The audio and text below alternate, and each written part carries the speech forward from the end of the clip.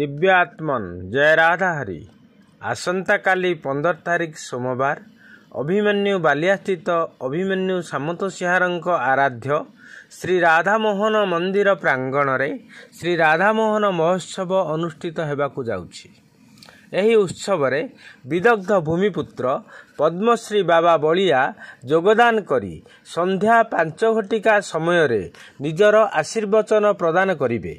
सकाळ 6 घटिका समय श्रीनाम संकीर्तन अनुष्ठित हेब। जय राधा मोहन जय राधा मोहन जय राधा मोहन राधे जय अभिमन्यु जय अभिमन्यु जय वृंदावन राधे जय राधा मोहन जय राधा मोहन जय राधा मोहन राधे जय अभिमन्यु जय अभिमन्यु जय वृंदावन राधे। यही नाम संकीर्तन रे श्रद्धालु माने योगदान करने सहित संध्या 5 घटिका समय श्रीमद बाबा बलियांक दिव्य प्रवचन को श्रवण करी निज जीवनर मार्ग सफल करने को विनम्र निवेदन करुछु।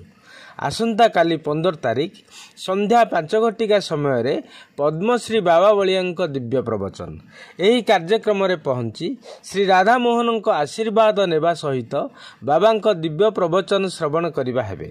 सकाळु दिवस व्यापी उक्त नामटी संकीर्तन करा जिवो।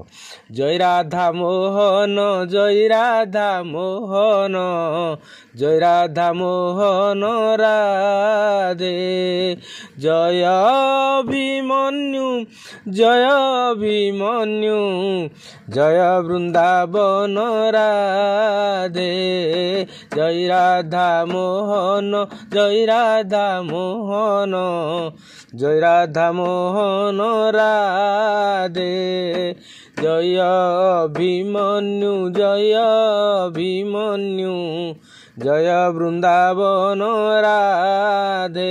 सज्जन आसंता काली 15 तारिख संध्या 5 घटिका समय पद्मश्री बाबा बलियांक दिव्य प्रवचन स्थान अभिमन्यु बालिया श्री राधा मोहन मंदिर प्रांगण यही स्थान रे एवं संध्या 5 घटिका समय आपण माने निश्चित पहुँचवाक विनम्र अनुरोध करुछु।